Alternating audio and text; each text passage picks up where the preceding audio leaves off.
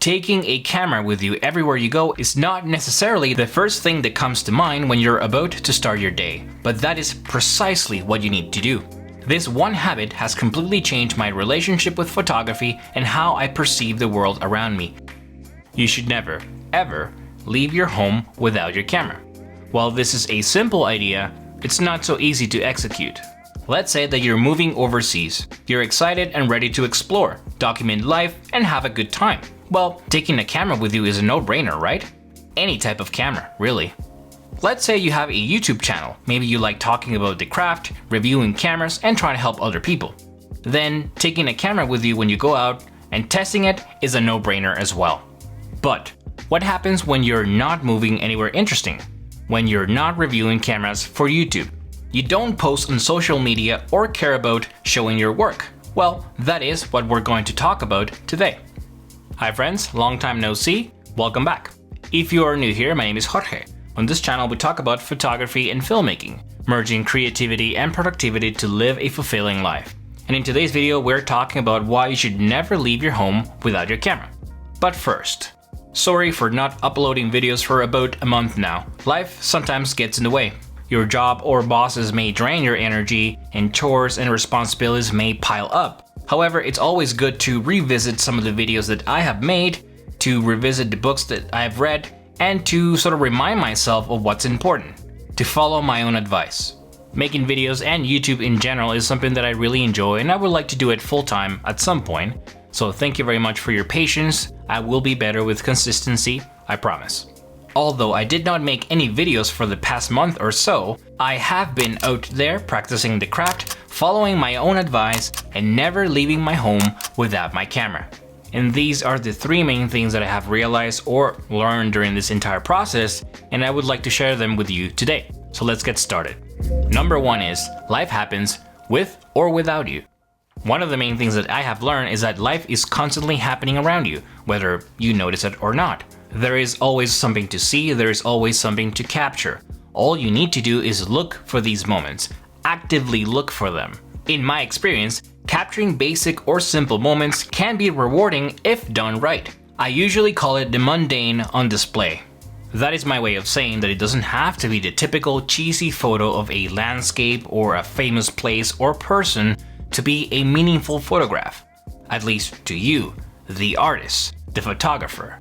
And that begs the question, how can you capture these moments, the little things, the simple moments in life if you don't have your camera with you? Would you really be scanning, observing, and looking for moments like these if you didn't have your camera with you? We all know the answer to that question. And by the way, I'm talking about a real camera. I'm against using a smartphone for photography or street photography. It's not about being a snob or disliking the technology inside one of these. Nothing like that. I don't really like imposing barriers on people. That is exactly why I review old cameras, affordable cameras, 10-year-old cameras, to remove barriers and hopefully help people get started. It's about mindset. Having a dedicated photography or video camera will subconsciously make you take it more seriously, get over the fear of capturing people, and will give you better results overall. Next we have number 2. Street photography requires presence. We just talked about moments that can happen whether you notice them or not. Now let's talk about presence or being present. For you to be able to experience these moments, notice them, and capture them, not only you have to have your camera with you, but you also need to be present. You need to actively seek for them. I really like one of the things that Naval Ravikant says. In his book, Naval Ravikant writes, "At any given time, when you're walking down the streets, a very small percentage of your brain is focused on the present. The rest is planning the future or regretting the past. This keeps you from having an incredible experience." I've mentioned before how I'm always listening to an audiobook or a podcast when I'm out and about taking photographs, but that is after years of practicing the craft, being present in the moment to the point where street photography is just second nature to me. That being said, if you want to start practicing this way of living and being present while you take photos, then you need to cut all distraction. The past, the future, music, podcasts, all of it, at least to begin with. You should be observing and scanning every single location that you visit, every single train or bus ride, every single aisle at the supermarket. And to be clear, in my case, Most of these photographs are terrible, but this is how you successfully iterate. The fact that you are training your mind to always be looking for a shot, a frame, or a moment is what really matters here. I have talked about the power of iterations in a previous video, and I highly recommend you check it out if you want to learn more. Link in the description down below. Being present and actively seeking for moments is what will allow you to get closer and closer to the images that you want to capture. Not me, not social media, the ones that you want to capture. And while this is simple, it's not easy. It requires dedication, hard work, and energy, but it freaking works. And the last thing I like to mention is number 3. Motivation has nothing to do with being present. We all have lots of things to do, chores, responsibilities, and a life to live.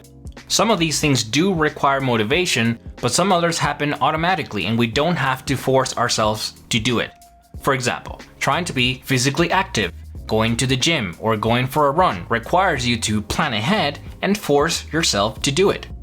The same goes for my YouTube process, really. It requires me to sit down and write ideas, and then elaborate on those ideas with the script, and then read a lot of books and spend a lot of time sort of digging the narrative and the main ideas that I want to talk about, what's useful, what goes hand in hand with the ideas that I'm talking about in the video.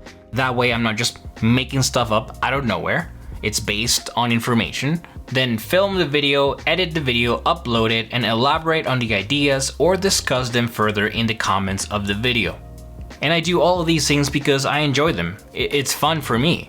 But I clearly have to go out of my way to make them happen. These are not part of everybody's life. This is not a normal occurrence. Therefore, taking your camera with you on activities that you are already doing requires no motivation. Some of you already ride the train to work or to school every day. Some of you already go for a morning walk with your pet every day. Some of you go grocery shopping every day, or at least frequently. These things are already happening, with or without a camera, so there is no excuse to not have a camera with you. It's not about motivation. I have talked about motivation before and how that does affect your creative drive and output. Links to these videos in the description down below. And listen, nobody's perfect, we are human beings and we make a lot of mistakes. Some days you just don't feel like doing that, some days you just don't want to take photos, and that's fine. But ultimately, it's a choice. Choose to be present. Choose to observe. Choose to actively seek moments and capture them. Choose to never leave your home without your camera. So, that is the one rule that I never break. Even when I have low motivation and I don't make any YouTube videos for a month, I still go out there with my camera and I still try to capture the world around me. As always, I would like to know, what do you think? Do you have any rules that you never break? Do you always take your camera with you?